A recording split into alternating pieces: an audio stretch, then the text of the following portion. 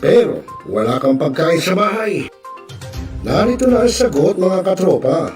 Ang Superman of Lechon, napapawi sa inyong gutom at siguradong mapapa-analyze ka dahil sa tender juicy na jam mo pa at siguradong malinis at bagong katay buhat sa farm. Kaya super masalasa at pangmasa pa. Ano pa hinihintay niyo mga katropa? Takbo na sa Superman of Panteño Siniluan at bumili na. Baka maabusan ka, katropa.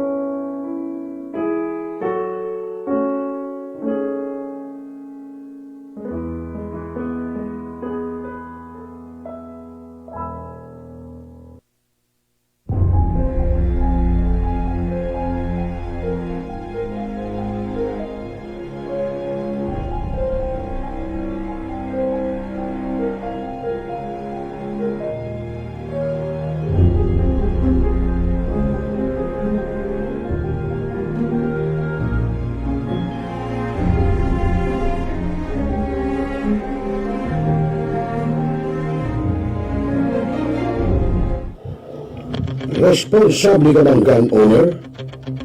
At mahaba ba ang iyong pasensya? At hindi ba initin ang iyong ulo? Alam mo rin ba ang batas hinggil sa pag-iingat ng baril o firearms? Kung hindi, A responsible gun owner. Are you a responsible gun owner? Are you a responsible gun owner?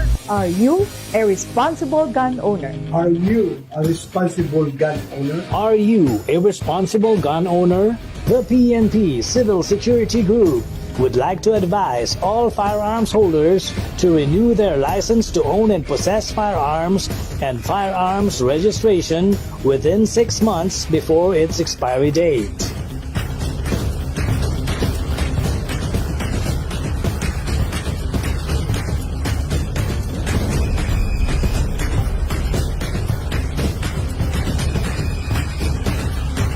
Tumawag na at makipag-ugnayan.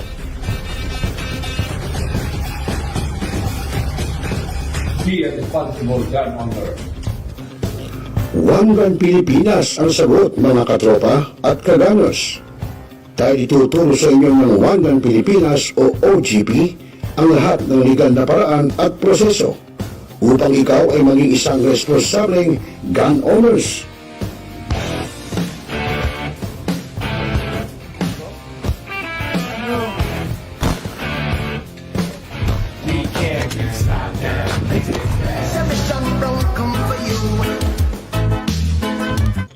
Ano pa hinihintay nyo, mga kaganers? Sali na sa One Gun Pilipinas ngayon na.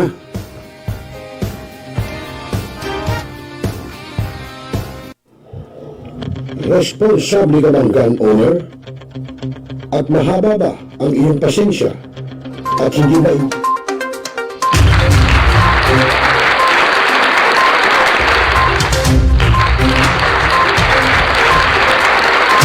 Ayun, good evening, Luz Biminda. Good evening, Philippines. Magandang gabi, Luzon, Visayas at Mindanao. Ang oras, Sodyat, alas 7:13 na po ng gabi. Naku, ginabi tayo kasi kami may ginawa ng aking katandem, yung aking partner. Medyo hinawa namin yung mga abubot dito sa studio. Kasi masyado ng masukal, nagpaparinig na at nagpapakita sina Mickey. Sina Mickey Mouse. Kaya medyo naghawan-hawan muna kami. Abay, ewan ko bakit ba sumama sa paglilipat yun. Yung ating mga kaibigan na yun. Ayun, naitaboy naman namin. Yung isa na ko, makakasuhan yung partner ko ng murder. Nadali niya. Paano? Kung saan tumatakbo, nadali niya tuloy. Okay, sa mga kaibigan, ngayon po ay araw ng Martes, ika-14 na po ng buwan ng Nobyembre, abay araw na ng sahod. Yung mga amanantahanan dyan, abay, bekene men. Bekene men, pag-withdraw nyo sa ATM, medyo magsingit kayo sa bulsa sa balat. Meron nung kasi tinatawag na bulsa sa balat. Nag-iipit yung mga hahaligin ng tahanan ng alam mo na, mga pantoma, pangganto, nag-iipit yan. Bakit? Siyempre, pagka sinurrender na nga naman lahat, walay na, hindi na makakahirit, hindi na makakakuha. Kaya yung iba nating mga kalalakihan dyan, na mga katropa, nag-iipit. Pero meron naman hong couples, na kapag ka gano'n at sinurrender naman, binibigyan yung kanilang mga asawa. Well, nasa sa inyo na yun, diskarte nyo na yan. Basta ngayon po ay 14 ng buwan ng Nobyembre, araw na sahod. Hanggang bukas yan. Bahala na kayo, kung mag-iipit kayo o hindi. Okay, sa mga kaibigan, ngayon po isa sa inyong programang Tropa, Tuesday edition. Nako, alam nyo ba mga kaibigan, siyempre, di ba, tulad yan, tinatalakay sa Senado yung mga usapin, na ilang usapin, yung mga inirereklamo ng mga taong bayan, pinag-uusapan doon. Alam nyo ba, nabalitaan nyo yung nagkaroon ng leakage, no? Doon sa pinag-usapan nilang parang executive session, na ito'y patungkol di umano, doon po sa sinasabing confidential fund ni Vice President Sara Duterte. Mamaya, tingnan natin, nagkapaliwanagan dito sina Senator Jinggoy, Senator Chis, at iba pang senador, ano? At bukod dyan, mga kaibigan, abay nagkaroon din po ng Senate debate sa pagitan po ni Senator Rapi Tulfo at Senator Pia Cayetano. Ito kung saan, yun ang tanong dyan. Mamaya alamin natin para naman malaman din ng taong bayan. At bukod dyan, mga kaibigan, kanina sabi nga kahapon ng Pag-asa ay magkakaroon daw ng bagyo, no? Yung LPA magiging ganap na bagyo, kaya magpapaulan po yan, no, sa parting Visayas, no? Pero siguro Metro Manila damay rin at ibang lalawigan. Pero yun naman daw ho ay aalis daw kaagad. Alamin natin mamaya sa ating katropang weather specialist ng DOST Pag-asa, si kasamang Grace Castañeda. Maya-maya rin po yan. At syempre bago tayo magsimula, abay magandang gabi muna doon sa aking katropa, no, sa aking boss na dati kong kasama sa TV5, si Boss Mark Castro. Yan ay simpatikong cameraman ng TV5, isa sa simpatikong cameraman ng TV5. At hindi magandang gabi po sa ating mga kagunners, no, sa mga miyembro po ng One Gun Pilipinas. Abay malapit na po yung ating meet and greet sa December 10. Abay, napakarami na ho nagpalista. Umabot na ng 200 mahigit. Baka abutin pa ng 300 mahigit to. O baka 500 pa. Kaya mag-ready ho kayo. Ay, parang summit na to, Corix man Siyempre binabati natin yung admin, ano, yung isa sa utak ng One Gun Pilipinas. Walang iba kundi si Corix man. At ganyan din si admin Aljon Maghinang. Si AJ Maghinang. Ng One Gun Pilipinas. Ayan po yung session na raw sila kanina doon sa kanilang barangay. May mabuti naman. Ano ba binigay sa yung komite, Kuya Aljon? Ayan, Aljon Maghinang, followers. O yung mga kabarangay natin, sana kung kayo bigyan ng inyong chairman ng kanya-kanyang komite, ay wag naman po kayong umangal, wag kayong umalma. Pare-parehas po yan. Kung ano yung binigay ng kapitan, sundin nyo po. Yung iba kasi, hindi ka, sa akin mo na lang bigay appropriation. Sa kanya na lang yung DPWH. So, bakit? Kasi appropriation po, pera yun, datung. Siya po ang magpipirma doon sa appropriation na yun na komite. Habang yung naman DPWH, ay yun po yung mga pagawain sa mga barangay, karsada, drainage, kanal, etc. Kung may tulay man doon, tulay. At yun naman, livelihood, yung pong mga pangkabuhayan ng mga kanilang mga taga-barangay. At kapag education naman, siyempre, sa kapakanan ng mga estudyante, na yun ang bibigyan pa siya ng kagawad na may committing education. Yan po, di ba? At marami pang committee dyan. No? At ayun, hindi ko alam yung ibang committee. No, meron diyan sa livelihood, DPWH, peace and order, yan importante yung peace and order. Siyempre, pagka magulo barangay nyo, maraming buang, maraming siraulo, maraming na mga katropa pips, pangit yung tingnan ng ganong barangay. Kailangan peaceful, QAP, sabi nga ng ating PNP, quiet and peaceful. Nasa diskarte ho ng kagawad dyan na mabibigyan ng committing peace and order. Nasa diskarte niyo kung paano. Pero may isang kagawad daw kung tinuruan dahil sa kanya na ibigay yung peace and order committee kung paano kanyang gagawin at sino ang dapat niyang kuning mga barangay tanod. Ayun na, alam na. Okay mga kaibigan, alas 7:20 na po ng gabi. Abay, wag na nating patagalin, no, mga katropa. Alamin na natin kaagad sa DOST Pag-asa ang lagay ng ating panahon. At para malaman natin kung kailan ang sapol ng bagyo at kailan mag-upapaulan para naman makapaghanda tayong lahat. Narito po. Ang lagay ng ating panahon at para malaman natin kung kailan ang...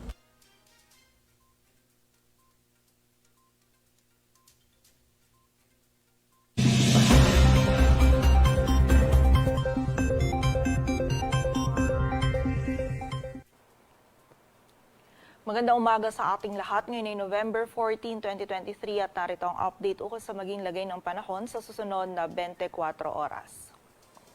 Kaninang alas 2 ng umaga, yung tropical depression o bagyo na minmonitor natin sa labas ng ating area of responsibility ay nag-weaken or humina at isa na nga yung ganap na low pressure area. At huli itong namataan sa layong 1,620 kilometers east of southeastern Mindanao. At ayon nga sa ating latest analysis, ay posible itong magre-develop at maging isang bagyo muli sa mga susunod na araw. At ito ay papasok sa loob ng ating area of responsibility bukas ng gabi or by early Thursday. At ina-expect nga natin either of the two scenario na magre-develop ito or manatili as a low pressure area. Ito ay patungo dito sa may silangang bahagi ng Mindanao kung saan ito ay magdudulot pa din ng mga malalakas na pag-ulan, lalong-lalo na dito sa may silangang bahagi ng Visayas at Mindanao sa mga susunod na araw. So continuous monitoring po tayo at patuloy na magantabay sa updates na ipapalabas ng Pag-asa. At sa kasalukuyan naman, yung shearline pa rin yung nakakaapekto dito sa bahagi ng Southern Luzon at may kita nga natin dito sa ating satellite image na magdudulot pa rin ito ng mga kalat-kalat na pag-ulan, pagkidlat at pagkulog, lalong-lalo na yan dito sa bahagi ng Bicol region at ilang bahagi pa ng Eastern Visayas. At ang northeast monsoon o amihan naman natin ay patuloy pa rin nakakaapekto dito sa may northern at central Luzon kung saan dala rin ito yung maulap na kalangitan at mga pag-ulan, lalong-lalo na yan dito sa area ng Cagayan Valley.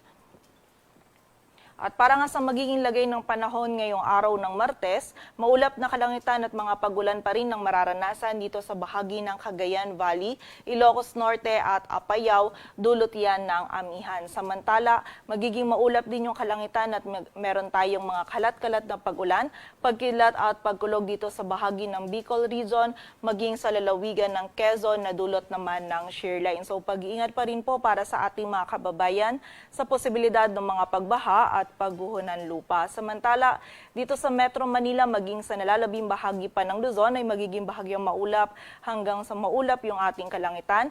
Meron pa rin tayong mararanasan ng mga may hinang pagulan or pag-ambon. Dito yan sa nalalabing bahagi ng Ilocos Region at Cordillera Administrative Region, maging dito sa bahagi ng Central Luzon. At dito po sa Metro Manila, maging sa nalalabing bahagi pa ng Luzon, ay meron pa rin tayong posibilidad ng mga isolated ng mga pag-ulan, dulot yan ng shearline at ng mga localized thunderstorms. Agwat ng temperatura dito sa Metro Manila ay mula 25 to 32 degrees Celsius.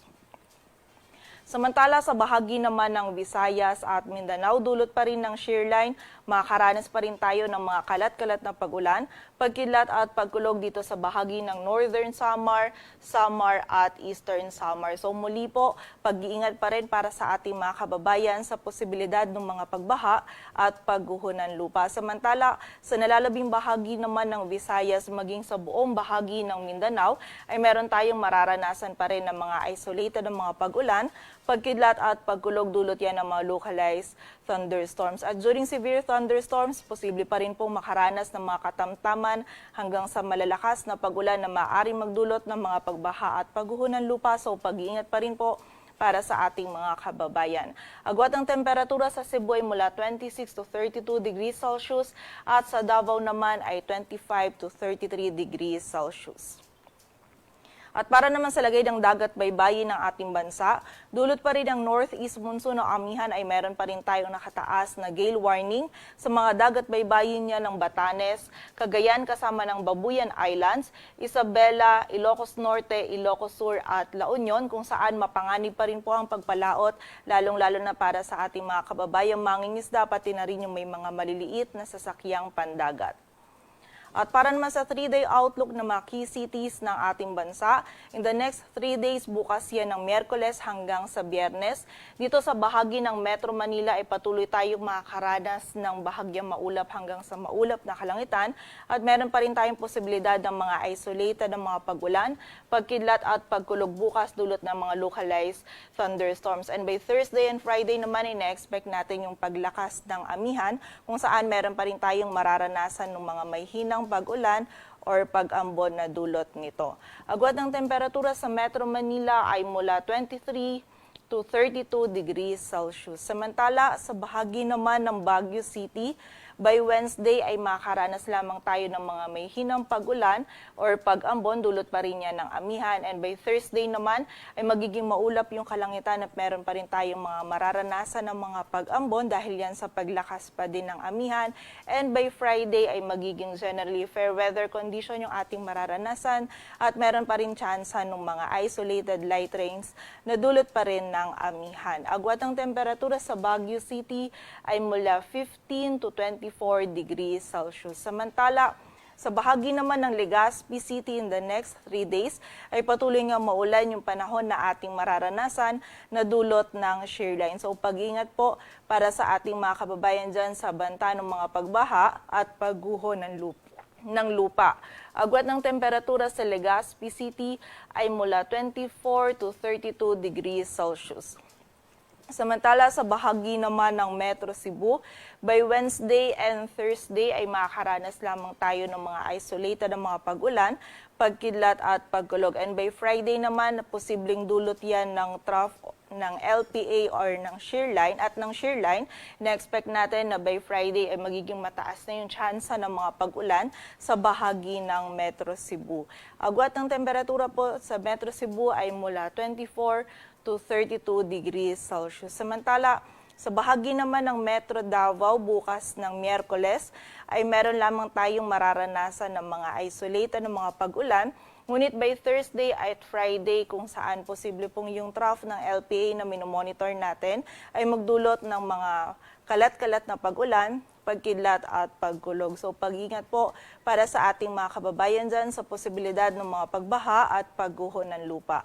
Agwat ng temperatura sa Metro Davao ay mula 24 to 33 degrees Celsius.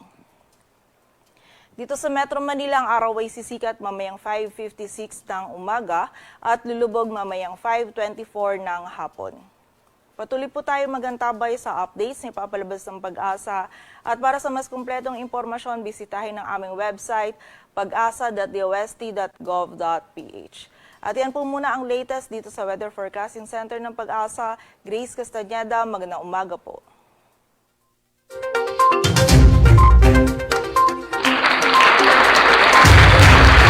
Okay, maraming salamat sa iyo kasamang Grace Castañeda. Okay, sa mga kaibigan, yan po lang yan ang ating panahon at sabi ko nga sa inyo, yan magpapaulan. Okay, so bago tayo magpatuloy mga kaibigan, aba ay magpapakilala lang po ang ating himpilan at muli po tayong magbabalik. Sandali naman po. Ikaw ba'y nag-iisa? Nalulungkot? Dahil iniwan at ipinagpalit? Niloko? Nanging minamahal? Kung ngayon, i-type sa inyong mga cellphone, Facebook o YouTube man ang Millennial Online TV. Dahil nasa Millennial Online TV na ang online realista ng bagong milenyo, si Randel Villanos. Sana'y di magmahil kung dati kung araw nang di pang bata sa piling ni nanay. Nais kong mauli ang awit ninang mahal. You are the one who makes me happy when everything else turns to gray. Walk on through the rain. Walk on through the rain. Though your dreams be tossed and low.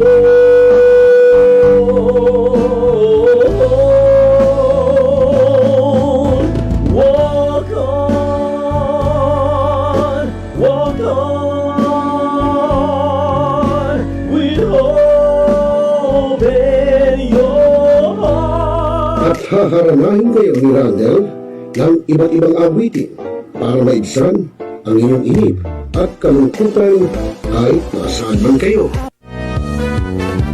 Hanggang sa tumanda. Come on.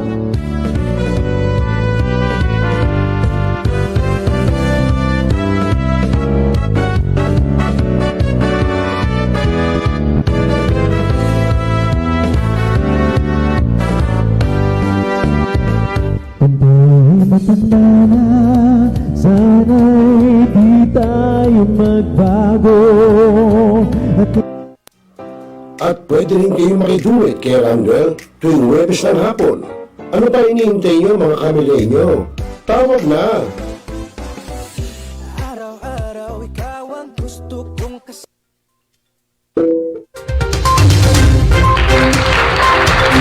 Okay, sa mga kaibigan, alas 7:30 na po ng gabi, oras sa buong kapuluan.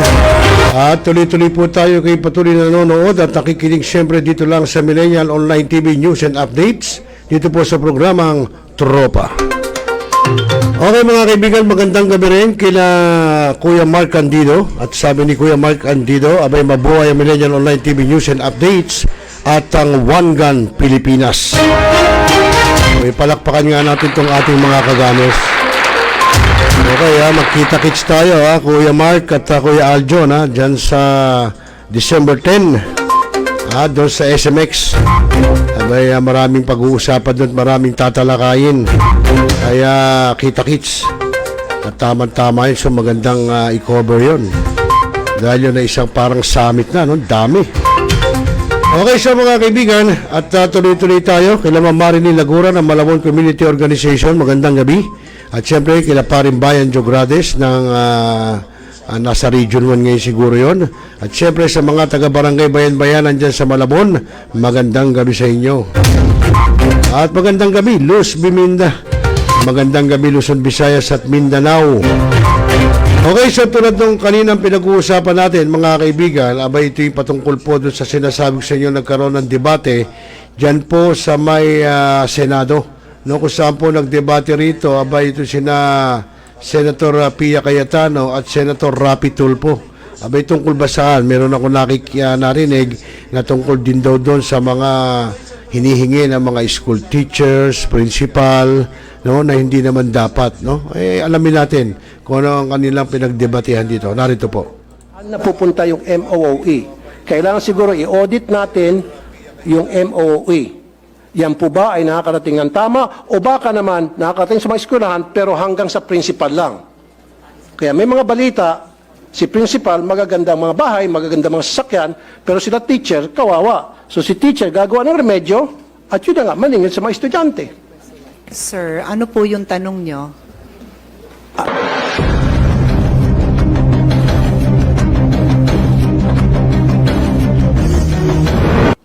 Yung iba pa nga sa kanila, yung mga sumbong sa akin, Sir, naglalakad na nga lang po ako, 2 kilometro, kasama pong aking tito, wala po akong pampamasahe. Pudpud na nga po yung aking tsinela, sapatos. Pagdating doon sa school, ine-expect kami po ay magbigay ng para sa electric fan. Ito pa po, para sa kalaman ng marami. Kuminsan, pinapahiya pa po yung mga estudyante, nagkakaroon po ng group chat. Nakalista doon sa group chat, sino-sino yung mga nagbigay at sino-sino pang hindi nakapagbigay. So yung mga hindi nakapagbigay, peer pressure, it's either gagawa ng remedyo para makapagbigay, masama sa listahan, matanggap ng grupo, or hindi na napapasok kasi napapaya sila, magda-drop out na lang. Sayang yung feeding program. So what I'm trying to say here, Mr. President, napakasimple lang naman Okay lang may PTA. In fact, wala akong wala akong against it sa PTA. Use it properly. Dapat yan, talagang nababantayan ng DepEd. Dapat yung PTA, gamitin lamang yan para pag-usapan po yung pong mga problema ng mga estudyante at mga guro para tingnan at i-monitor yung mga activities ng mga estudyante, yung kanilang academic performance. And this is the truth.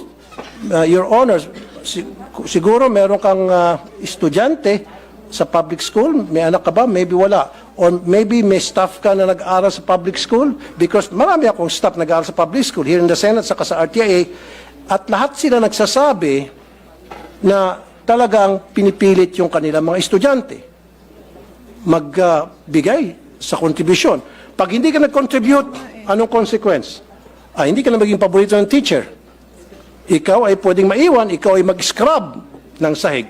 Ikaw ang mag-erase ng mga nakasulat sa blackboard. Marami pa pagawa sa iyo. Pero kung ikaw nag-contribute, go home ka na, maganda pa ang grades mo.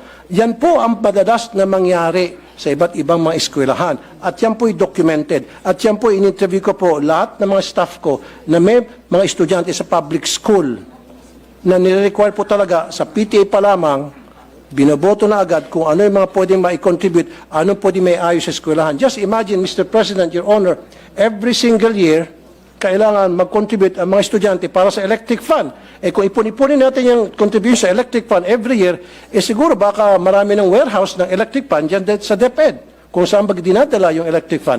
My question also, Mr. President, Your Honor, di ba meron pong MOOE para dyan sa electric fund na yan? Ba't kinakailangan pa pagbayarin yung mga estudyante sa electric fund, sa jobos, sa pintura, sa bond paper, maging sa, ito pa po, sweldo sa security guard, sweldo sa janitor, pati ba naman sa kuryente. And I understand, Mr. President, Your Honor, Madam, meron po tinatawag na Special Educational Fund ang LGU. In fact, ang LGU nagbibigay din ng pera sa DepEd, Mr. President. Sana pupunta yung SEF. Now, my question is, maari siguro ang problema hindi nakakarating sa mga eskwelahan ang MOOE. Saan na pupunta yung MOOE?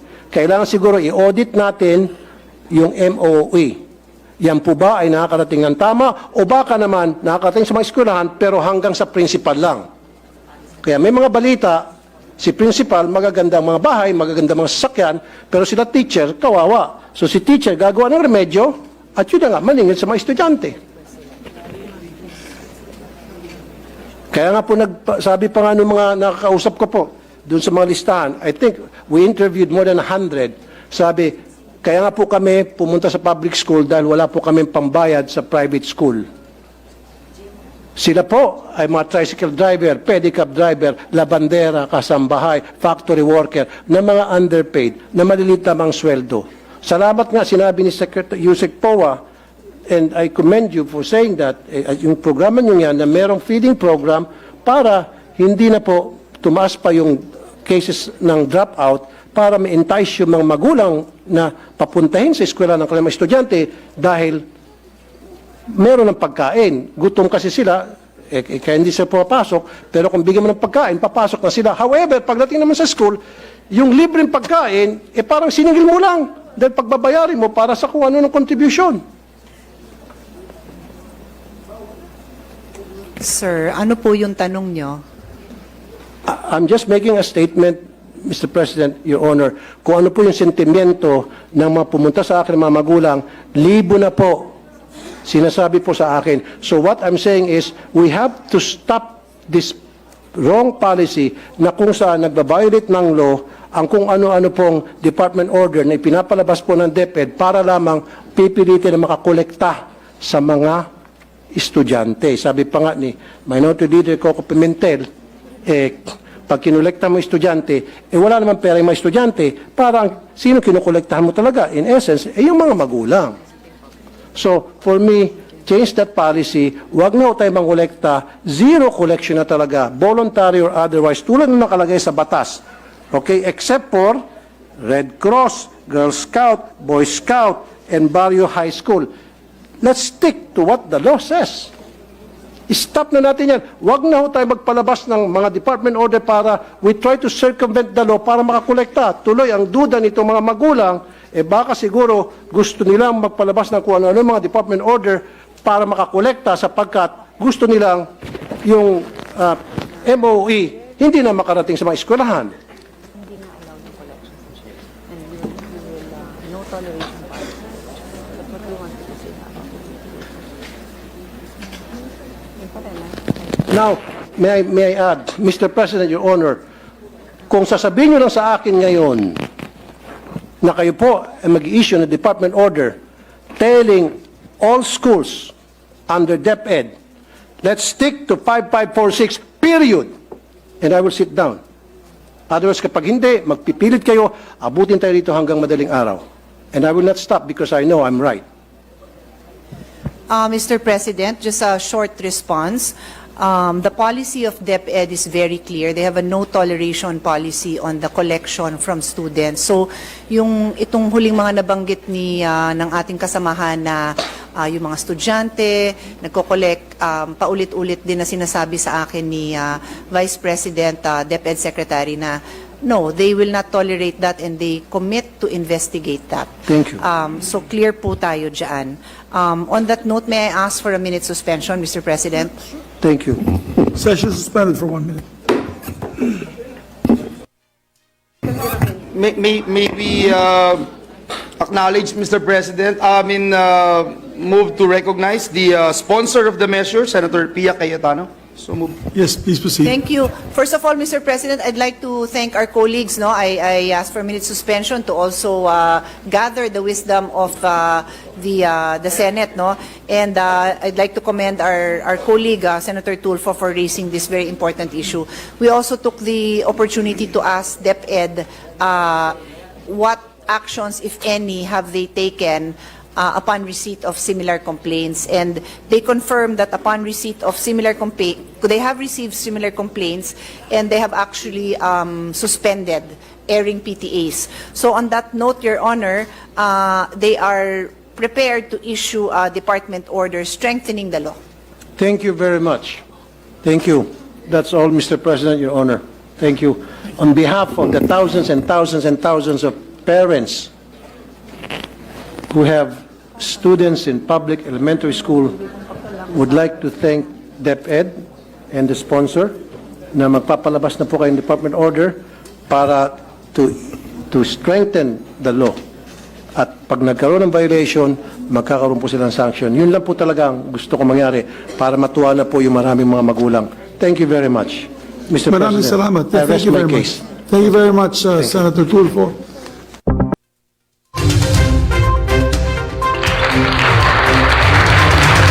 Okay, so yun mga kaibigan, yun ay part 1 pa lang, no? Meron pa silang pinagdebatihan at meron pinresent na parang ebidensya o mga chat, text messages. Itong si Senator Rapi Tulfo, hinggil nga po dyan sa sinasabing anomalya sa Department of Education, no? So alamin natin ano ba itong mga anomalyan to. So narito po. Wala po silang collection sa estudyante. Ang meron, I'm sorry, we I can... disagree, ma'am. Ito po, lahat ng mga nagsumbong sa akin. Sir, the These are issue, I don't... These are the list of parents na nagsumbong sa akin, iba't ibang eskwelahan sa buong Pilipinas, na kung saan sila po ay sapilitang kinukolektahan ng mga electric fan at kung ano pang mga gamit sa eskwelahan na meron man pong budget sa MOE ang DepEd for those things.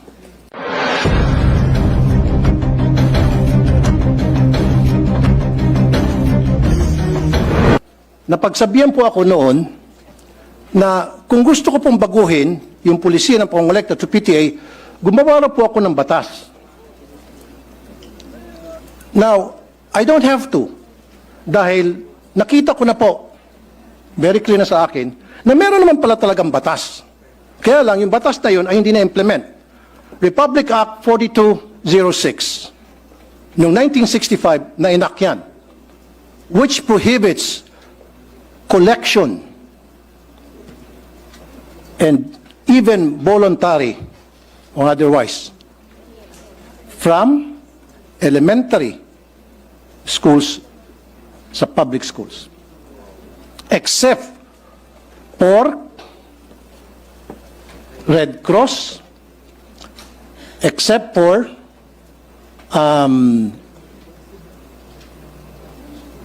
in fact, the only ones that was mentioned was Red Cross. Now, noong 1969, RA 5546 was enacted para ma-amend yung 4206. Dito po sa 5546, mas lalo naging malawak po yung prohibition sa collection. Maybe the good sponsor might want to react doon po sa dalawang batas na aking pong nabanggit. Thank you. Hello? Can you hear me? Yes, ma'am. Okay. Thank you, Mr. President. No, here, change. Mr. President, the concern of the gentleman was raised during the hearing, and the Vice President Secretary of DepEd responded by mentioning Department Order number 49 series of 2022, which is a no fee, no collection policy. Tama ba yan? No fee, no collection policy, which they are strictly implementing. And it was further discussed during that hearing that there is the PTA in almost every school that does their own fundraising efforts. And it being a parent-initiated organization, they are allowed to do that. So, in connection with the law that His Honor pointed out, that is exactly consistent with the department order of the department. But the which is a department no order colle- cannot if I may- supersede. if I may just continue, Your Honor. Okay. So the department order has the very same policy. No fee, no collection. The department and all their subordinates, meaning the teachers, are not allowed to initiate or to tolerate these collection efforts. But this does not prevent the parents from having their own fundraising. This system has been practiced for decades. Ayan, finally lumakas. This system has been practiced for decades, and it has been a private initiative of the parents that has allowed many projects to see the light. No, anything from gate, fencing, gardening, events. It's a PTA initiative, and I think that's why it was mentioned that if there is a desire to change that policy, there must be a law, because currently the DepEd order is consistent with the existing law mentioned by His Honor. Okay, Mr. President, may I ask the good sponsor kung sabihin niya sa akin yung bang department order na yon at saan po doon sa dalawang batas na binanggit ko, RA 4206 and RA 5546, alin doon na nagsasabing pinapayagan na mangolekta ang mga eskwelahan o mga magulang para sa kontribusyon sa eskwelahan. Can you please show it to me?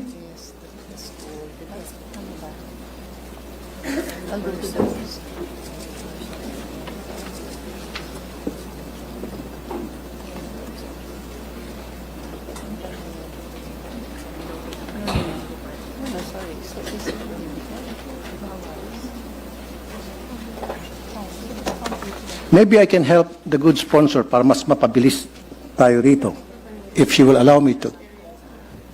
Your Honor, if His Honor can, Mr. President, if His Honor can give me a minute to just review, and then I will be happy to yield the floor, of course, anytime. Sure, session suspended for a minute.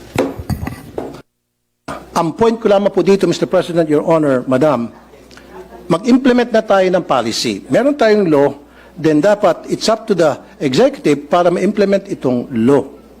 Because the last time I was informed na gumawa ako ng batas para ma-implement na raw, mag-implement ng batas.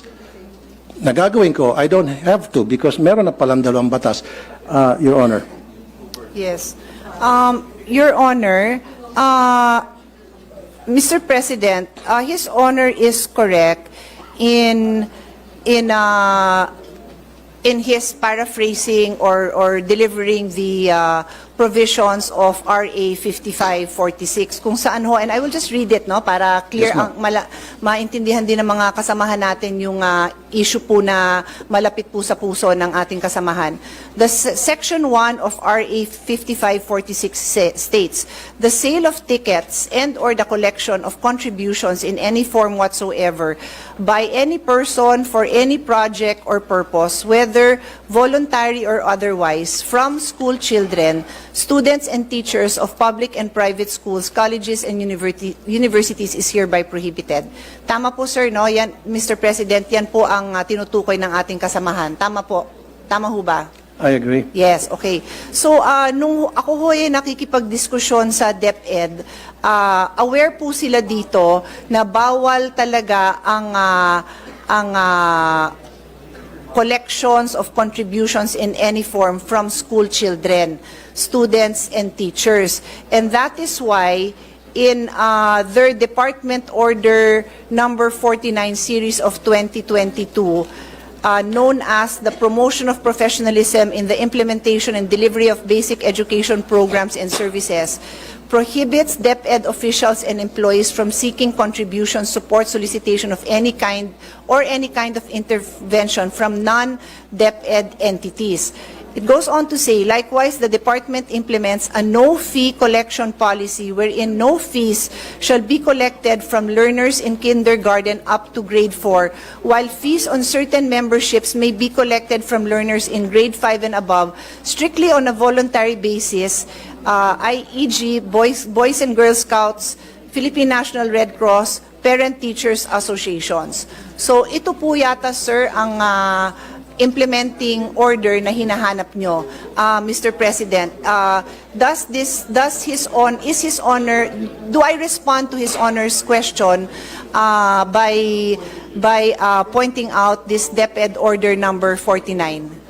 Thank you, Mr. President, Your Honor. Pero can a department order supersedes a Republic Act? Mr. President, in my humble legal opinion, this department order is consistent with the law. But I am very open to hear His Honor's concerns kung meron dito sa department order na inconsistent. Kasi isa po ako sa naniniwala na hindi talaga dapat nagsusupersede ang Correct. isang department order. We are one with that. And Thank you. I let the record show that the minority floor leader is nodding his head because for more than a decade, magkakasama kami always reviewing this department orders. Hindi ho tayo Okay. nagtotolerate na nag-e-exist. Exactly. So, nagkakaisa po tayo dyan, Mr. President. Pero dito po sa RA 5546, Mr. President, Your Honor, Madam, totally pinagbabawal ang any form of collections, voluntary or otherwise, except Red Cross, Girl Scout, Boy Scout, and then donors for the support of Barrio High School. And I have a definition of Barrio High School with me. Never did this RA mention about PTA. Yes, Your Honor. We noted that the mention of PTA is now in that department order. Upon further review and discussion with the DepEd, we are now looking at the entirety of RA 5546, wherein it states,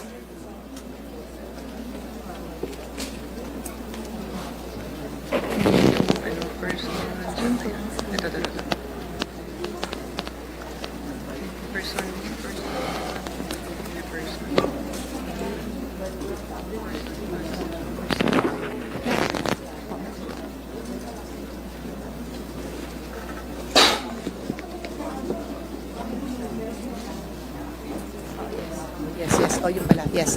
Thank you. Mr. President, when we look at RA 5546, Section 1, and I will read it again, the sale of tickets and or the collection of contributions in any form whatsoever by any person for any project or purpose, whether voluntary or otherwise, from 1, school children, 2, students, and 3, teachers are hereby prohibited.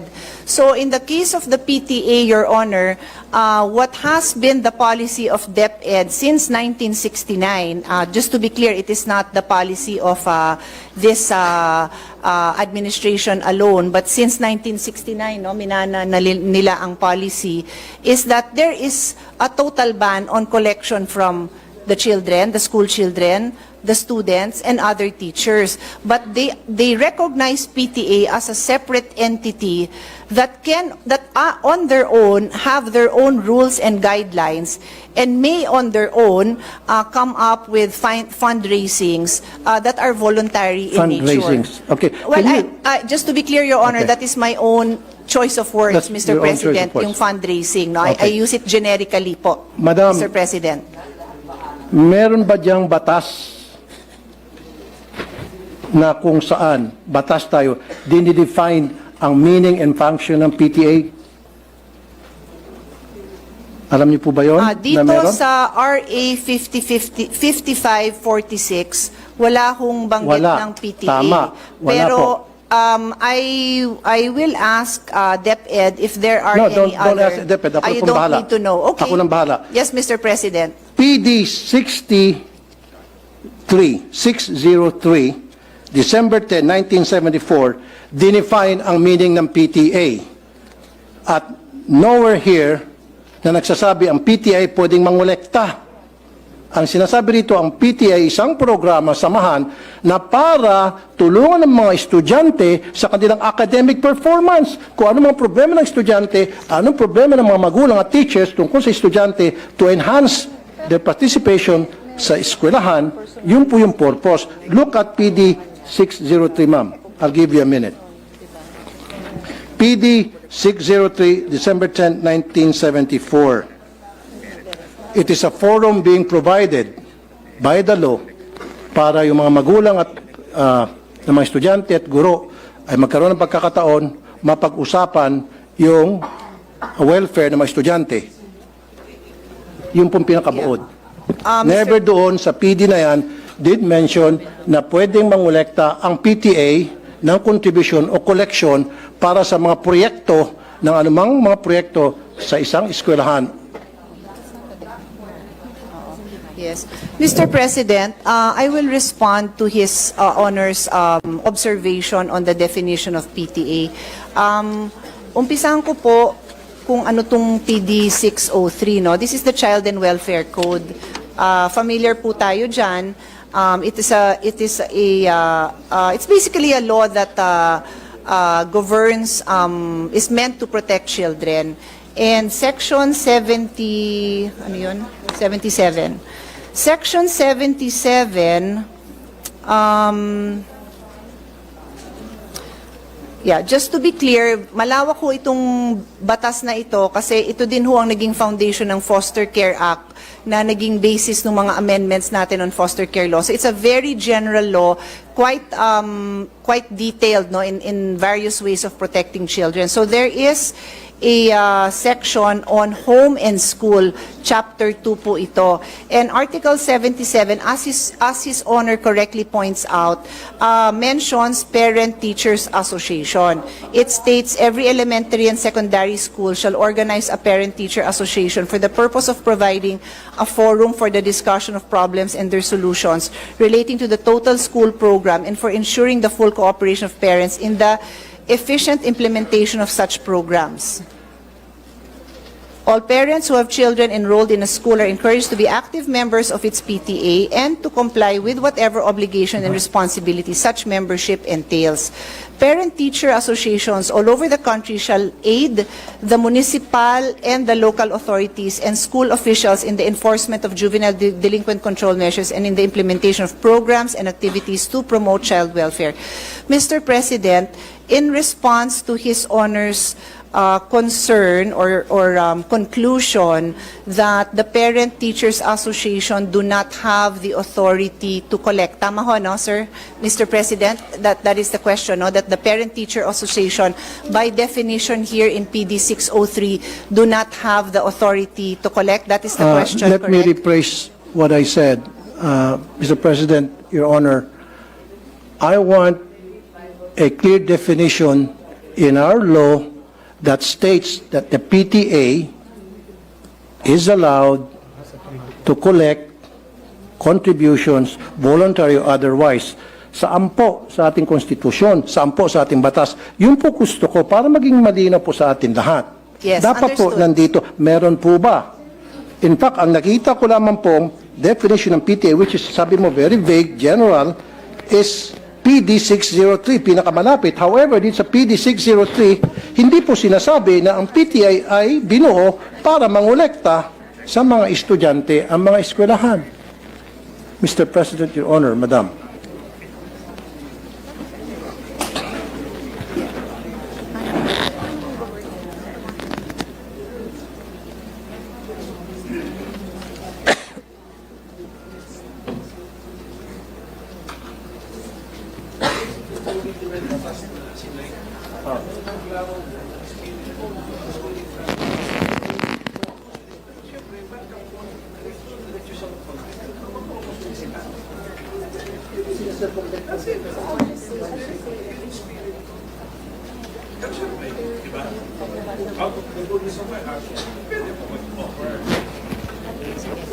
Mr. President, I just needed to confer with DepEd if tama po ang intindi ko.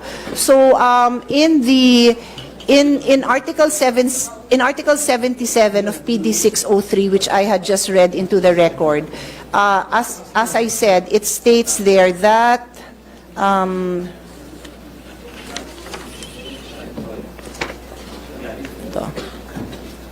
that every elementary school shall organize ito nga hong PTA relating to the total school program to ensure full cooperation of parents in the efficient implementation of such programs. To address, they are meant to create a forum to address the problems and the solutions. So the practice of DepEd has been to support to allow the PTA to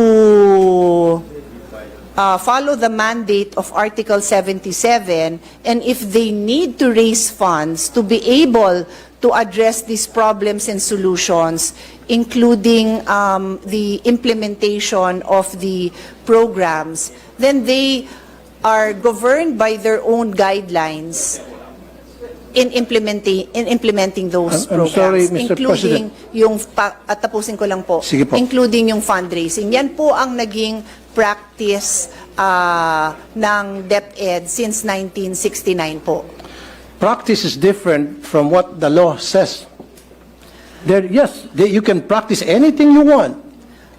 Pwede mag-practice ang DepEd, lahat ng klaseng practice na gusto nila.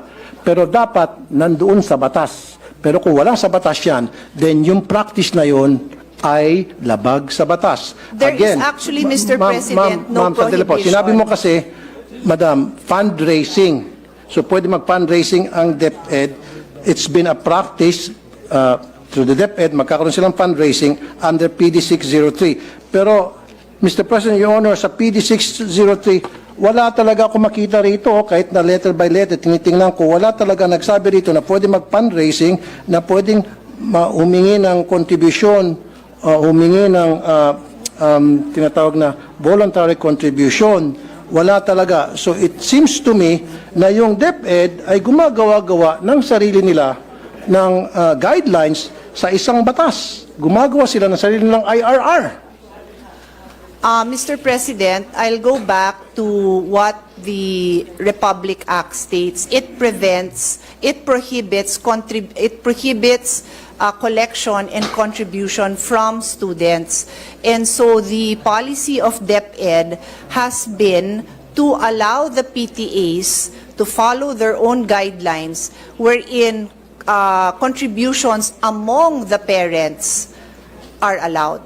So to be clear, just to be clear, Mr. President, importante po na maliwanag yung pagsagot ko sa napakamahalagang tanong ng ating kasamahan. Bawal talaga ang pagkolekta sa estudyante, and that is being honored by DepEd. In other words, hindi pwedeng maglabas ang DepEd, ang principal, ang teacher ng request or request for contribution na ibinibigay sa estudyante. Bawal po talaga yun. Bawal. So But, kung bawal po, bakit po Correct. nangungulekta pa rin sila sa mga estudyante, especially po sa mga Mr. hirap? President, I would like to clarify, never po sila nangongolekta sa estudyante. Wala po silang collection sa estudyante. Ang meron, so I'm that sorry, we I can beg to identify disagree. the issue. I beg to disagree, ma'am. Ito po, lahat ng mga nagsumbong sa akin. Sir, the These are issue, I don't These think- are the list of parents na nagsumbong sa akin, iba't ibang eskwelahan sa buong Pilipinas, na kung saan sila po ay sa pilitang kinukolektahan ng mga electric fan at kung ano pang mga gamit sa eskwelahan na meron man pong budget sa MOE ang DepEd for those things. Yes. Mr. President, first of all, may I request that that list is Yes. submitted I'll be so more that than happy to we give it to can you. give it to DepEd kasi I believe they have committed in the hearing pa lang na any violation po, iimbestigahan naman po nila. They made that commitment po. The only item left for the discussion on the floor right now is yung authority mismo ng PTA. So any direct contribution o collection sa estudyante, talaga hong iimbestigahan nila. So, tama, ang pagkaintindi ko, Mr. President, sa issue is, so si PTA ba pwedeng mangolekta? And ang sinasabi po sa atin ng DepEd, the policy since 1969 has been to recognize the PTA's authority to decide among themselves. They have their own rules, they have their own guidelines to do their fundraising, that is a generic term that I'm using, among the parents. Hindi to sa bata. Hindi apektado yung pagpasok ng bata, hindi apektado ang grade ng bata. Bakit ginagawa ng parents yon? Kasi kulang ang pondo. Yung sinabi ng ating kasamahan na nasa MOOE yan, meron yan pambili ng electric fan, idagdag ko na rin doon, ano yung mga kakulangan, di ba? Yung pagpaganda ng garden, driveway, entrance, kung ano pa man. Lahat naman po yan nilalagyan ng MOOE. Pero if I may call the attention of our chairman, talaga naman wala na ho tayo, nagbibigay ho tayo ng maraming pondo, but hindi ho talaga nakokompleto, no? In fact, ako na magsasabi, because baka may magtanong, yung mga repairs, no? Pagpalagay mo ng may electric fan dun sa loob ng classroom, o di kaya yung picture na pinakita ni Senator Bongo, medyo bumagsak yung kisame, lahat po yon falls under repairs of basic facilities. Pero, natanggalan po yan ng pondo, na ilipat po sa ibang pondo yan, hindi ho ng Senado. So may mga issue pong ganyan. I think, I want to assure our colleague that hanggat makakaya, sinusuportahan ng ating chairman yung ating recommendation to increase the MOOE. So that basic principle, I think everyone in the Senate supports his honor, na mapondohan sana ng lahat na yan. So, remaining na lang po yan kung ano ho, hanggang saan ang kakayahan ng PTA to among themselves decide to fundraise parent to parent. I cannot add to my answer kasi yan po ang policy. Hindi ko naman ho kayo bobolahin, Mr. President, na iba yung policy. Yan po ang policy na ginagamit po nila. So kung may recommendations, suggestions ang ating kasamahan, this representation is happy to relay at nandito naman ang DepEd para pakinggan ang mga suggestion ng ating kasamahan. Thank you, Mr. President. Thank you, good sponsor, Honorable Congresswoman Pia Cayetano, Senator Pia Cayetano, sorry. Thank you. Pero gusto ko lang pong balikan, Mr. President, Your Honor, yung sinabi mo, it's been a long time practice. Tama? Policy po. Policy, okay, sige. I stand corrected. It's been a long time policy na pinapractice sa DepEd for so many years na ilan sa atin hindi pa pinapanganak dito. Of course, ako pinanganak na ako dyan. Pero dapat a policy should be dictated by the law. So is there a law na kung saan sinasang-ayunan ng policy na sinasabi nyo matagal na pinapractice ng mga taga-DepEd? Dapat lahat ng mga bagay na ginagawa sa ating mga eskwelahan, lalo sa DepEd, na who's receiving a lot lots and lots of budget by the billions, dapat nandoon nakasaad sa batas. Hindi Yes. pwede po silang gagawa-gawa ng sarili ng policy na wala po sa batas. Dapat lahat po ng polisiya nandoon po. Mr. President, may I respond to that statement? Mr. President, as I said, no, kaya ho ako nag-abalang ipaliwanag na ang PD 603 is a very broad law intended to protect the rights of children. Kaya nga po Child and Youth Welfare Code ang pangalan nito. And there is just one chapter on home and school, which is only 2 articles. So, dito po sa articles na to, at binasa ko naman on record, yung pag-create ho ng PTA, wala na hong detalye yon. The fact, Mr. President, that there is no prohibition, that there is no provision that specifically or expressly prohibits the PTA from engaging in certain acts to pursue their mandate. Yes, there is. Mr. President, if I may just continue, my statement is the fact that there is no provision that expressly prohibits the PTA from pursuing their mandate is in itself an accepted principle that there is no violation. It is a rule of statutory construction that what is not expressly or impliedly prohibited by law may be done. So yan ho ang ating statutory constructions when it comes to prohibited acts. So pag sinabi po natin bawal ito, then we need to produce that law that prohibits it. And so we do have yung dalawang RA na binanggit naman ng ating kasamahan. Meron nga hong RA na nagbabawal. Yes. But that is why I have been repeatedly explaining that since 1969, ang implementation ng ating DepEd dito, they believe that they have been implementing this in the true spirit of the law na nagsasabing bawal mangolekta sa bata. They cannot collect contributions from school children, students, and teachers. Yun ho ang specific wording of the law. Exactly. Sige, pagbigyan ko po, I yield my floor to Mr. President, Majority and Minority yes, Leader. Minority Floor Leader. Thank you. With the permission of my colleagues.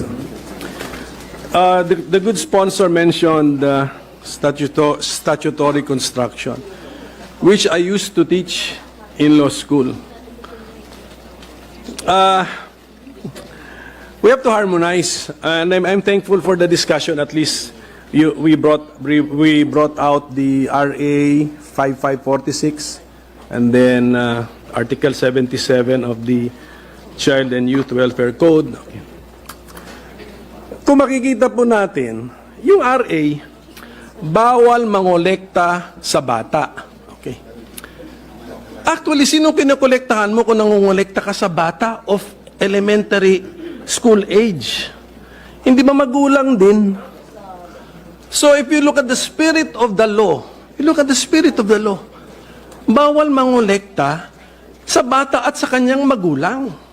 Ang proviso sa dulo, kung out of the goodness of the heart of the parent, willingly, without any prompting or solicitation, magdodonate siya sa school, hindi bawal yun. Okay. And then, if you look at Article 77, shall organize the PTA, in-enumerate ngayon yung purpose ng PTA. Wala po dun because it should solicit funds to financially help the school. Wala rin po dun sa Article 77 yun. So if we harmonize the two provisions, not only looking at the letter, but also looking at the spirit, I would tend to agree with the point of our interpellator, Senator Tulfo, na bawal. And if there is a department order na may interpret na pwede for the PTA to prompt or solicit or to ask contributions from the parents, let's review this department order because in my humble opinion, it violates the law, Mr. President. So thank you for the time, sir. Thank you, Minority Leader.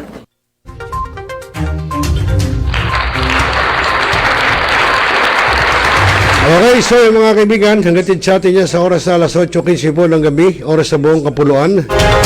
Alam nyo, sa totoo lang, totoo po yun, no? Yung ginawang debate na yun sa Senado.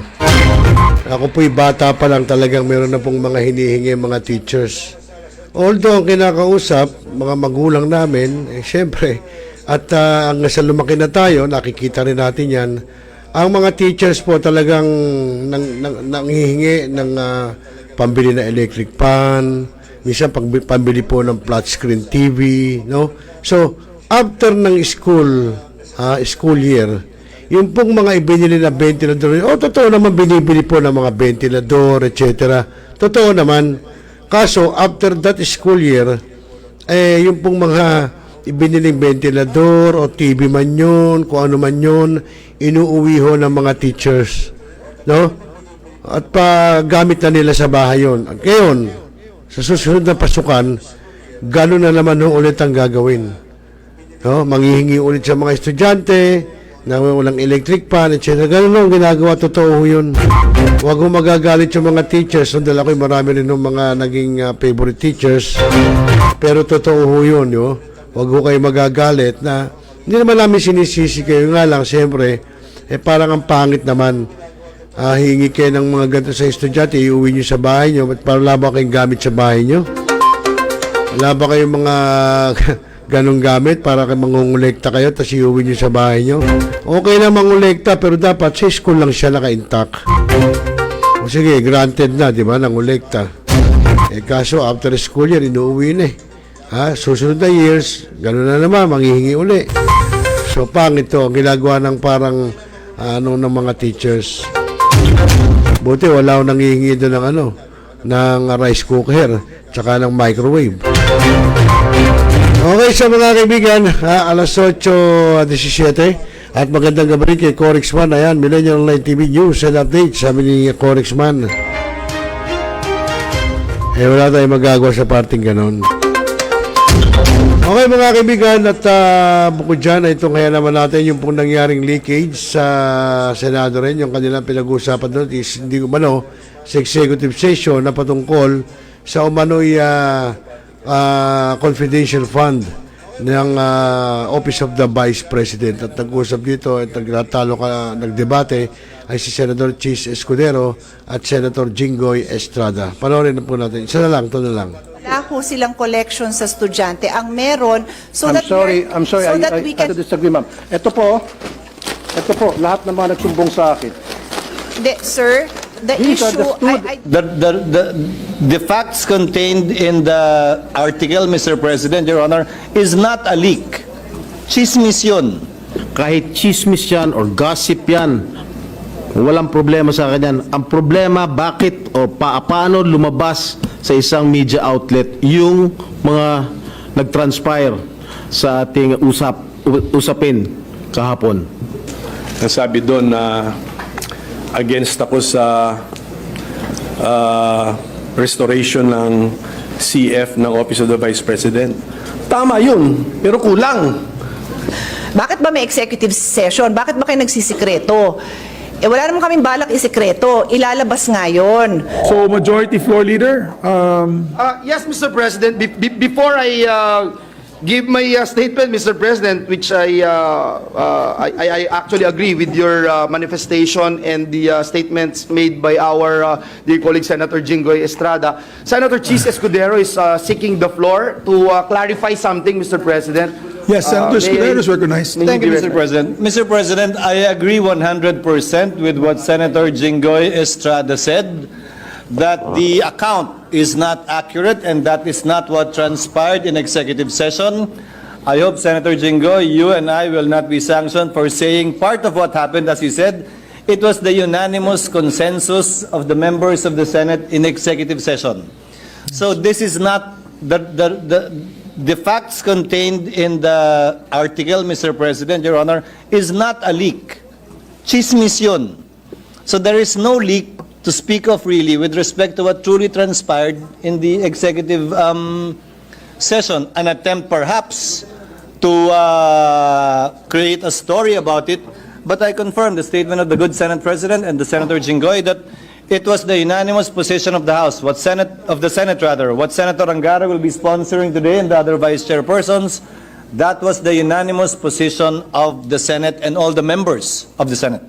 Thank you, Senator Escudero. But before we ask our colleague to react, Senator Estrada, may we ask the Majority Floor Leader, what are the rules, particularly in executive session? Yes, Mr. President. So we are all clear. Thank you very much. Mr. President, first of all, let me state and put into the records that I'm aghast of what happened, Mr. President. Whether this is leak or pure chismis, the fact that it came out, Mr. President, and it appears blow by blow, and unfortunately, Mr. President, the figures, the numbers, even the names that were mentioned were disoriented, Mr. President. I would just like to put into the record of this chamber, Mr. President, what our rules say about executive session.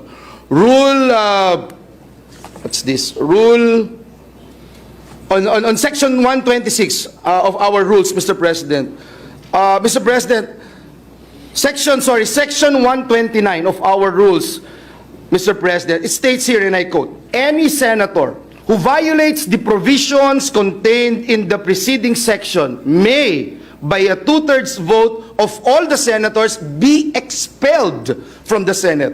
And if the violator is an official or employee of the Senate, he shall be dismissed. I'd like to put that on record, Mr. President, because at the end of the day, it's not just the leak or chismis that we're talking about here, and I agree with Senator Jinggoy Estrada being one of our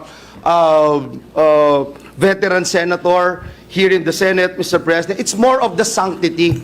It's more of the sanctity of the executive session. We continue to perform our duties and responsibilities here in the Senate. During committee hearings of Senator Bato, he would call for executive session. Paano ho tayong pagtitiwalaan ng mga nasa executive? Paano tayong pagtitiwalaan ng taong bayan kung ang ating executive session ay nangyayari po yung mga ganitong pangyayari, Mr. President? And so again, Mr. President, let me May I add, Majority Floor Leader, Section 28, the preceding section is very important. The President, as well as the senators and officials and employees of the Senate, shall absolutely refrain from divulging any of the confidential matters taken up by the Senate, and all proceedings which might have taken place in the Senate in connection with the said matters shall be likewise considered as strictly confidential until the Senate, by 2/3 vote of all its members, decides to lift the ban of secrecy. Thank So you, ganun Mr. katindi yung Very rules clear. natin. Very clear, Mr. President. Yeah. Crystal clear, Mr. President. Mr. President, Senator Jinggoy is seeking the floor. Move that to be Yes, recognized. Senator Estrada. Thank you, Mr. President. I would like to associate myself with the comments made by the Majority Leader. Kahit chismis yan or gossip yan, walang problema sa akin yan. Ang problema, bakit o paano lumabas sa isang media outlet yung mga nag-transpire sa ating usapin kahapon. Yes. That is, for me, that is the most important thing. Thank you, Mr. President. Thank you very much. Senator, Seeking the maybe floor, we can give the Minority Floor Leader first, if you don't mind, Senator. Yes, Mr. President. The Minority Leader, Mr. Thank you, President. Mr. President. Ako nga, ngayon ko lang po nabasa, disappointed nga ako sa report eh. Kasi, ang sabi doon na against ako sa restoration ng CF ng Office of the Vice President. Tama yun, pero kulang. Kasi kahapon ako sinasabi ko, tanggalin din ang intelligence fund ng Office of the President. So kulang yung report, ipakidagdag sa report. Kasi the Office of the President is a civilian office, not an armed agency, and not a uniformed agency. So kulang po, pakidagdag na lang. You're not violating the rules because you're divulging your own position. Yes. And Senator Lauren Legarda as well. Lauren also is here. Mr. President, if I may, with the permission of my colleagues, may I request that we discuss this in caucus now, because by saying what is true or untrue in the reported publication online, we are speaking about the executive session. And let me just remind the body of Section 129 of the Rules of the Senate. It is not even a matter of whether it's published online or hard copy. The mere divulging the executive session minutes or any part of it, who violates all the provisions in the executive session contained in the preceding sections by 2/3 vote, may be expelled from the Senate. It is a very serious violation, Mr. President, by a senator or an officer or a staff. In Rule, what is this? 129. Yes, 129. Section 129. So, by saying that it is not true, or it is true in part, but in fact it is this and that, we are actually talking about the executive session. So it is my humble opinion, respectfully, I do not want to muzzle our colleagues, and if they want to speak on the floor, I leave it to your better judgment. But many of us feel strongly about this, and I respect the right of Senator Estrada for standing on the floor. But if we are going to speak about each and every line which was published, whether it is true or not, with all due respect to the publication which I've not read, may we discuss it in caucus in relation to 129 rule of the Senate. That is my humble suggestion. But I leave it to the members of the Senate if they want to speak about it in session. Thank you, Yes. Mr. President. We understand that many of our colleagues feel slighted, feel angry, and we could allow them to express their personal opinions and release their emotions to this chamber. As Senator Pia Cayetano's recognized. Thank you. Mr. President, let me align myself with the observation and recommendation of the Senate President Pro Temp. I did not stand, I did not raise my hand with the intention of clearing any statement I made. I did not even read that. I don't bother reading those kind of articles. I don't. So, nung nabanggit pa yung pangalan ko, nagugulat lang ako kasi I don't bother reading those articles and I won't comment on it. What I will say is this. I will say it not because I'm repeating what I said in caucus, because I agree with Senate President Pro Temp that let's discuss it there. Because if our rules do not even make an exception. It does not even allow a senator to say, I will just repeat what I said. Walang ganun exception, Majority Floor Leader, correct? So I cannot stand up here and said, I will just be responsible for my statement. Ito po yung sinabi ko. Hindi tayo allowed, walang exception sa rules natin na tumayo ang isang senador at sabihin, yung akin pong sinabi doon, ito. Kasi hindi naman magkaroon ng opportunity yung ibang 23 senators to explain what they said or what they thought. Because precisely the rule is, lahat tayo tahimik. At kaya ang parusa doon, yung pinakamabigat na parusa na expulsion from the Senate. So, ang puntos ko ay simple. Chairman ako ng isang mahalagang committee na naghihiring ng budget na yan. DepEd, CHED, DOH, and attached agencies. So, on the issue of confidential funds, intelligence funds, or kung ano pa man, ako gusto ko, tanungin ng mga senador sa floor, yung mga tanong nila tungkol doon, para makapagdesisyon ang bawat senador kung ano ang tingin niyang nararapat na gawin sa mga pondong yan. Confidential, non-confidential, anything. So, yun yung gusto kong klase na diskusyon. So, kung nagkaroon tayo ng executive session na napag-usapan man ng ganon, hindi nga dapat lumalabas yun kasi nga, ang mga subcommittee chairman na katulad ko ay magre-recommend sa chairman na si Senator Angara kung ano dapat gawin sa mga pondong yon. Hindi ko naman didesisyonan mag-isa yon. Didesisyonan ko yon based on the debates. I would like to be educated properly based on the rules of the Senate. Gusto ko marinig yung posisyon ng Minority Floor Leader, ng Deputy Minority Floor Leader, ng Senate President, ng Senate President Pro Temp, ng mga baguhan na Senator. Gusto ko marinig lahat yon. Ano ang paniwala nyo tungkol dito sa mga iba-ibang pondo and what will we do about it? Tapos, iharap natin sa taong bayan kung ano desisyon natin. So kaya nga, and I'm explaining this because the students, the young people, the old people who will now care to comment, bakit ba may executive session? Bakit ba kayo nagsisikreto? Wala naman kaming balak isikreto, ilalabas nga yun. Pero minsan may mga diskusyon na gusto natin marinig yung opinion ng bawat isa na walang titigil nung, kunyari, gusto kong magtanong ng, it's a stupid question, pero tatanungin ko na, di ako mahihiya. Diba? Aminin natin, minsan nahihiya tayong magtanong dahil, kasi bago lang ako, di kaya kami executive session para lahat pwedeng maitanong, lahat pwedeng mailabas. Kaya dapat sikreto yun. And then at the right time, mapapag-usapan. I wanted to explain that lang, Mr. President, for the benefit of those watching us. Kasi ang puntos is, bakit kayo may executive session? Bakit kayo may tinatago? Wala akong tinatago. Nagdidiskusyon ng maayos para bang magulang. Let's say, for example, na wala itong nangyaring ganito sisermo na ni Senate President o kaya ni Senate President Pro Temp ako, sisermo na nila ako. They will do that in private. In the executive session, ay Pia, di mo naintindihan. So gagawin namin yun in private para pagdating to sa public, ganun ba? O sige, tatanungin ko na lang in public o kaya di ko na tatanungin dahil naipaliwanag nyo na. That's the reason among many other reasons kung bakit may executive session. I just wanted to explain that dahil ang puntos nito is bakit may executive session at bakit may mabigat na kaparusahan. Wala tayong tinatago. But the reason for the rules is because it is meant to be followed. It is not meant to be violated. So kung may nag-violate, magkaroon ng tamang due process, magkaroon ng hearing, magkaroon ng opportunity to explain, and then the proper penalty must be meted out. Thank you, Mr. President. Thank you very much, Senator Cayetano. Senator Gatchalian, recognized. Mr. President, I just want to add from what Senator Bato mentioned and Senator Cayetano mentioned as well.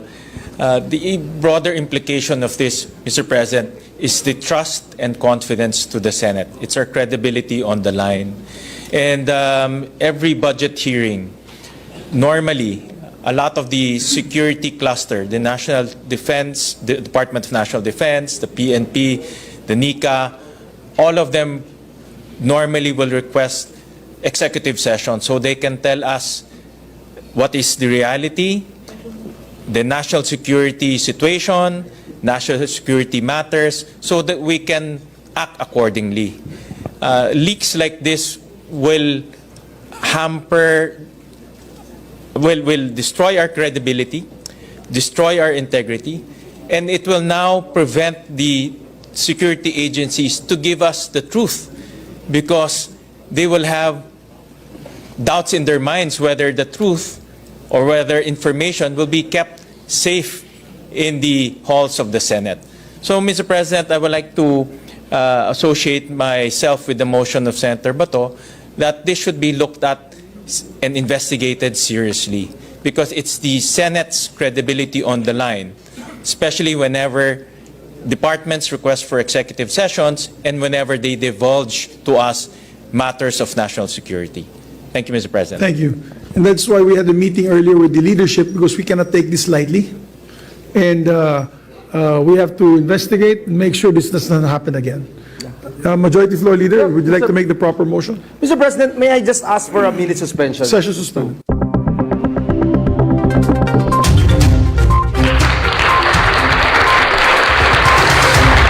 Okay, so mga kaibigan, yan po ang kabuuan ng ating tinanghal o tinuhay ngayong araw ng Martes sa ating Tuesday edition ng programang Tropa. So, yun mga kaibigan, at yung nangyari nga sa executive session na nagkaroon ng leak, no, nag-leakage, ay yun nga, tama nga, no, kaya nagkakaroon daw ng executive session dahil request daw ng ibang agencies tulad ng PNP, etc. Pero sana kung nag-leak man yan, hindi dapat igagalit dahil bakit? Ang Senate nakikipag-connive ba doon sa mga ibang agencies kung bakit kailangan nila magkaroon ng ganitong pondo, etc. Kaya nga sabi ni Senator Gatchalian yung what's the reality, no? Katotohanan, totoo. So, tama yun. Kung ililihim nyo rin yan between Senate, between mga senador at doon sa mismong government agencies, kung ano man yun, hindi ho maganda.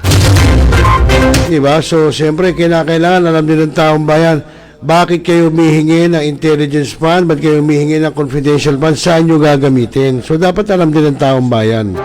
Kayo lang nga nagsasabi, ang nagpapasahod sa inyo sa mga taong bayan, di ba?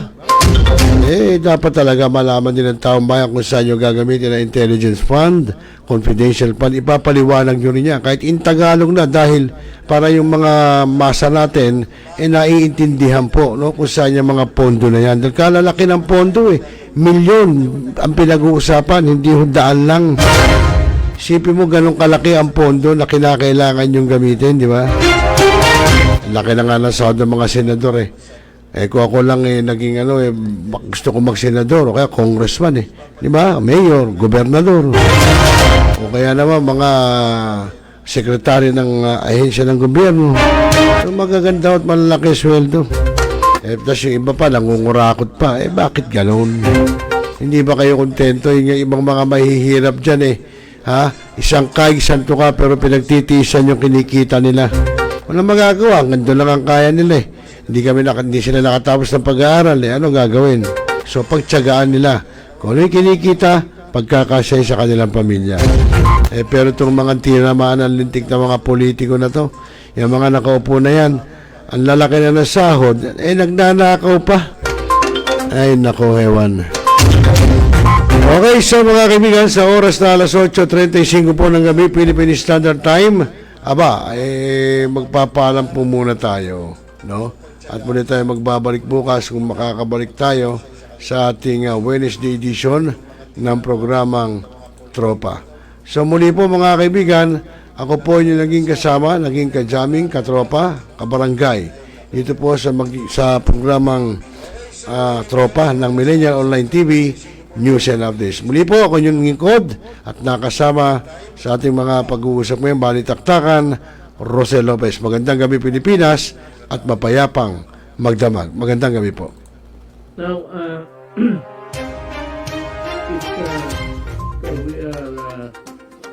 Talakayin. Biggest destruction of dangerous drugs worth 1. Rebisahin, opinyon, malawakin, aksyonan. Kasama si Rosel Lopez, ang inyong katropa sa pagbabalita. Dito lang sa Millennial Online TV. Tutok na mga katropa!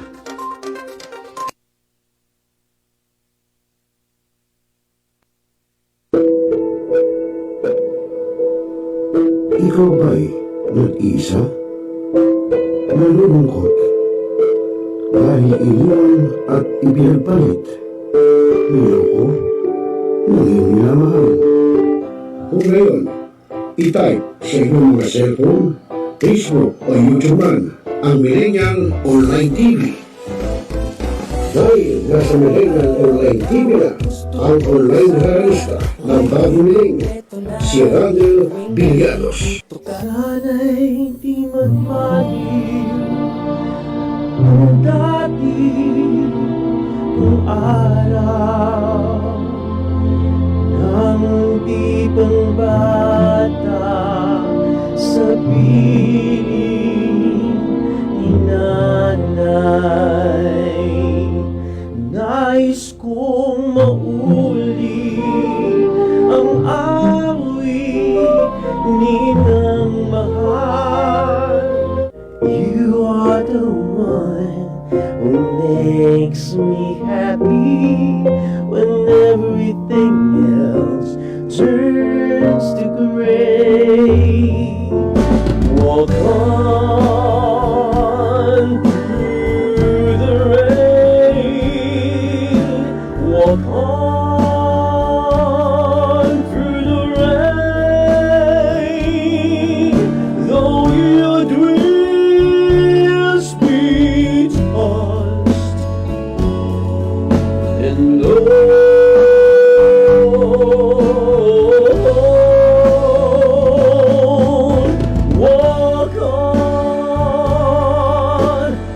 on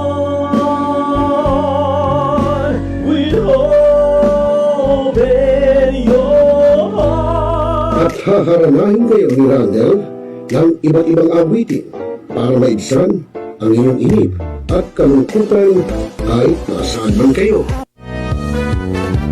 Hanggang sa tumanda. Come on.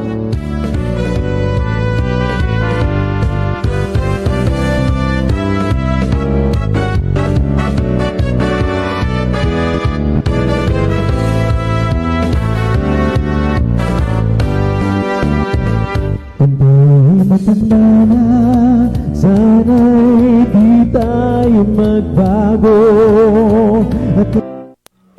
At pwede rin kayong makiduit kay Randwell tuwing Huwebes ng hapon. Ano pa hinihintay nyo mga kamilenyo? Tawag na!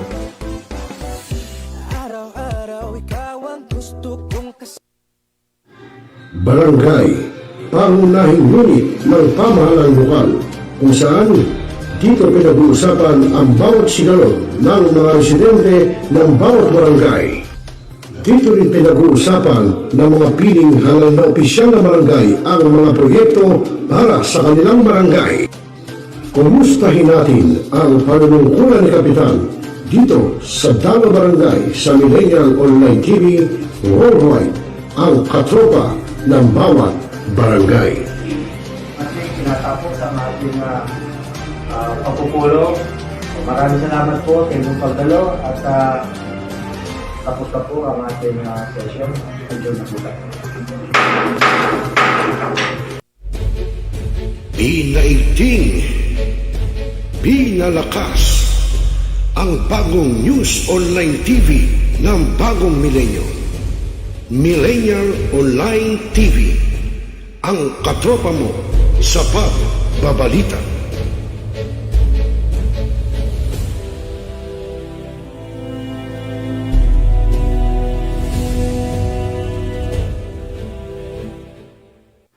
Nagbabasa ka pa ba ng dyaryo? O nakikinig ka pa ba ng radyo? Kung ngayon, lahat yan ay mapapakinggan nyo na sa inyong mga cellphone. Dahil online na tayo, mga kamilenyo, kaya manood, makinig, dito sa Millennial Online TV. Rider, sumalpok sa Kaya poste ng i-follow, like, subscribe, at i-share na, mga katropa. Hi, this is Hilary Gadon. Nananawagan ako sa ating mga katropa, no? At mga kaibigan, mga kababayan, na palaging tumutok sa Millennial Online TV. At yan ay pinangunahan. At yan ay pinangangasiwaan ng aking kaibigan na si Rosel. At ang mga nanunood dyan ay hindi bobo! Mga kababayan, ang pambansang awit ng Pilipinas. Kayang mag-ibig, telas ng sinakalan, alam ng puso, sa titik mo'y buhay. Upang hinirang, kuya ka ng mag-ibig, sa manlulupin, di ka pasisigil, sa nagtatagputok sa simoy at sa langit ang pagaw, ay hinatang tulad, awit sa pagkayang minamahal, ang isang ng matawad ko'y tagumpay na nagtitindig, ang bituin at araw niya kailan ang may di magtitindig, luha ng araw ng walang pagsingka, buhay langit sa piling ko, ang inigaya ng pagkay mga amin, at mamatay ng dahil sa'yo.